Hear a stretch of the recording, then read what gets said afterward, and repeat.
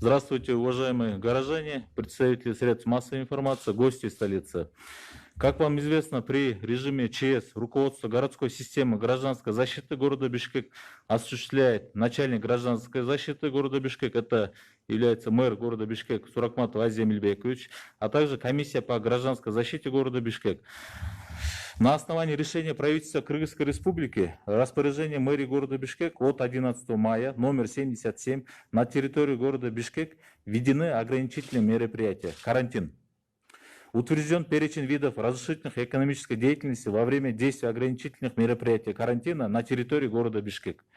Ниже я хотел бы ознакомить вас рядом приказов, которые мы приняли. Данные все приказы опубликованы на официальной странице мэрии города Бишкек.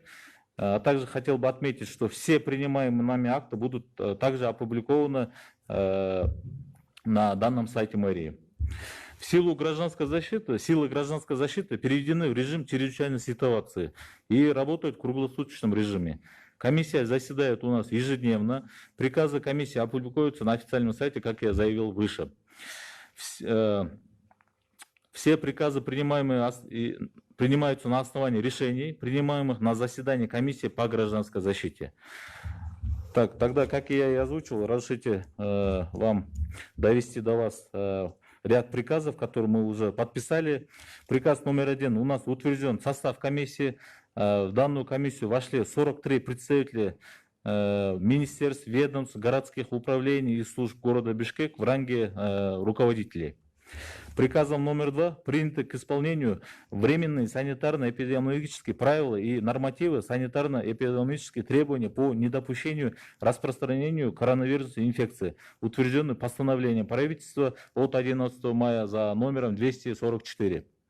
Согласно данному решению правительства, физические и юридические лица, это очень важно, независимо от формы собственности, обязаны неукоснительно их соблюдать. Районная администрация мэрии города Бишкек совместно с ЦГСН и ГУВД будут проводить ежедневные рейдовые мероприятия по соблюдению организациями данных правил. Законодательством о нарушениях и проступках установлен ряд норм за несоблюдение санитарных норм и карантина. Приказом номер 3 установлены санитарно-контрольные пункты 16 пунктов.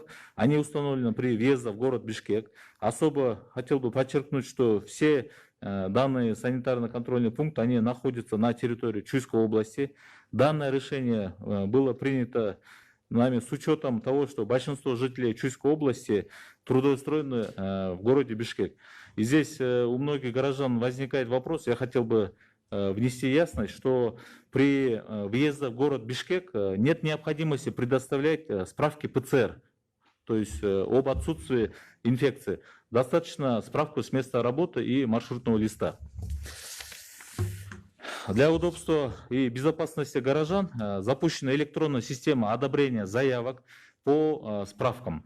Данную заявку вы можете заполнить на сайте 312.maria.kg. Одобрение возможно путем получения QR-кода.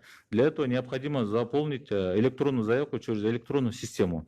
Данная электронная система, она максимально упрощена, занимает буквально 1 минуту для заполнения. Я думаю, для большинства предпринимателей и горожан это не составит проблем.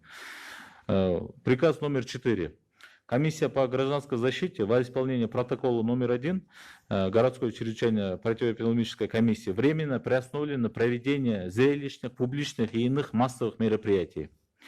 Обращаясь к гражданам, отмечаем, что с наступающим этапом несет риски распространения коронавируса.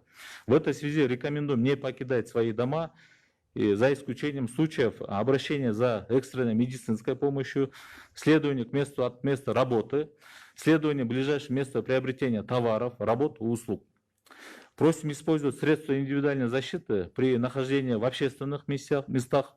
Призываем к гражданской ответственности и терпению отнестись к текущему периоду. При проявлении симптомов вируса просим обращаться по телефону горячей линии 112 и 1850. В городе у нас работает на сегодняшний день 20 мобильных бригад, которые в любой момент готовы к вам выехать. Они приедут по вызову и возьмут у вас анализ, если у вас есть симптомы коронавируса.